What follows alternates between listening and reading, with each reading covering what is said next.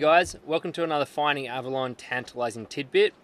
Today we're going to talk about watch systems and the systems that we've found to work on our boat. So for any passage that you're going to embark on, it's super important that you establish a watch system that works for you and the crew, whether it be for a day sail or an ocean passage. It's important to establish a watch system for the following reasons. It ensures that your crew remains rested and can perform at their best. It allows everyone to understand when they're responsible for the boat, the safety of it and its crew, and also when they're not, again providing time for rest. And thirdly, it provides a routine, which at sea can become a very important thing to a long passage. Now, your watch system can be flexible and it can suit the conditions and the health of your crew as they change throughout the passage. The factors that will influence your watch system are: 1, the number and the experience of your crew; 2, the duration and location of the passage; and 3, the predicted weather conditions for your passage. This will affect the performance of your crew because in rough conditions, they will fatigue sooner and therefore you'll need to change your watch systems to make sure everyone gets enough rest. On Avalon, our watch systems have changed dramatically over the last 6 months and we can split them into 2 groups. The first is when it's just Xanthi and I and we're double-handed.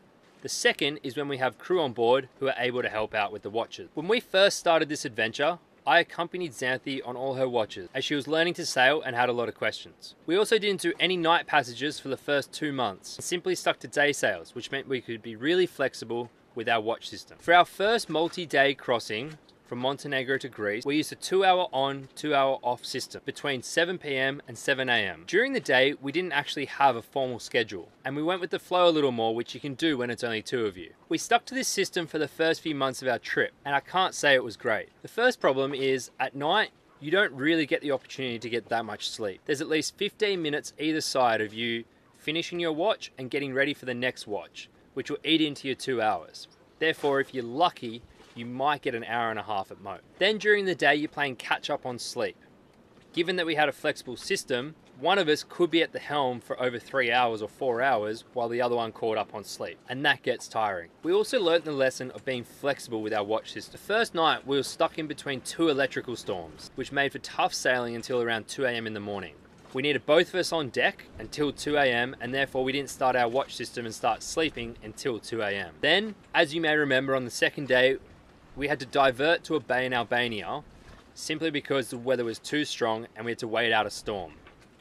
This in turn actually gave us an opportunity to rest for 6 hours while we're at anchor. So, things don't always go to plan. Since these early days, our multi-day system has changed quite a lot and we've refined it. Firstly, we break it into 2 12-hour blocks between 7 PM and 7 AM. Between 7 PM and 7 AM, we use the 3-2-1 system.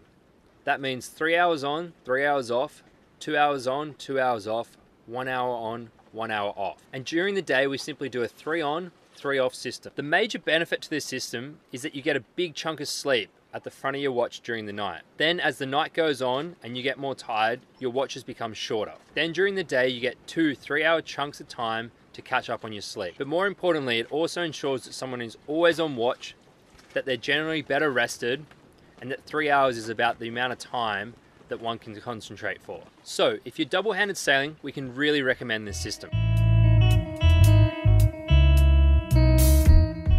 So what do we do when we have crew?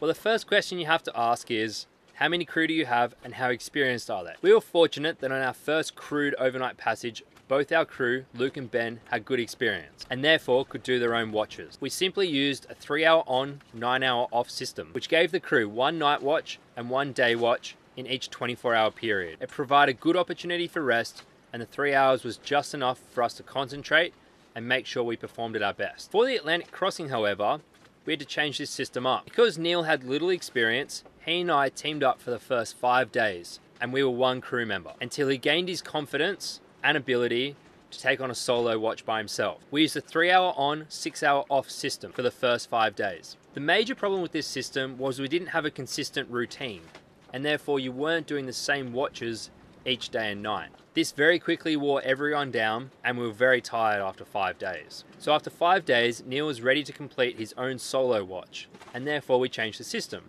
We changed it back to the 3 hours on and 9 hours off. We did find that everyone's body clocks were different and that certain people preferred different times. So we tried to delegate suitable watches for people's body clocks. For the Atlantic, we also integrated cooking, the dishes, and a cleaning day into our watch system. Breakfast was an every man for himself situation because everyone was on different times and asleep or awake. However, we had lunch and dinner together. Given that we had 4 crew, each crew member had to prepare 1 meal every second day and do the dishes on the alternate day. In addition to this, every 4 days, each crew member had to do a clean of the boat just to keep things nice and tidy. So it's all good and well to have a rigid system, but remember, you need to keep flexibility. As people get sick and tired, you need to change the system. Conditions can dramatically change every day. This will mean that your crew are expending more energy or less. And sometimes you need 2 or 3 crew on deck to manage the situation.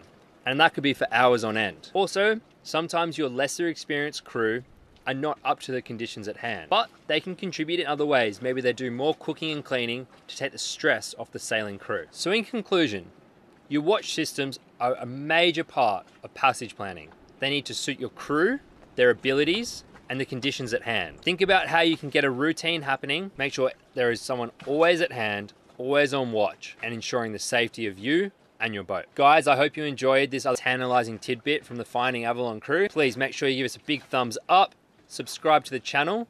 If you like more of these, maybe consider becoming one of our Patreons, as we're uploading a lot of this content onto our Patreon page. And please comment below if you have any suggestions of other things you'd like to know about our boat, how we sail, the things we've learned, or if you've got any comments about how we could do things better.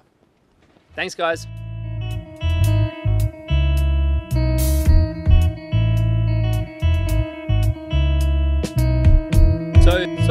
So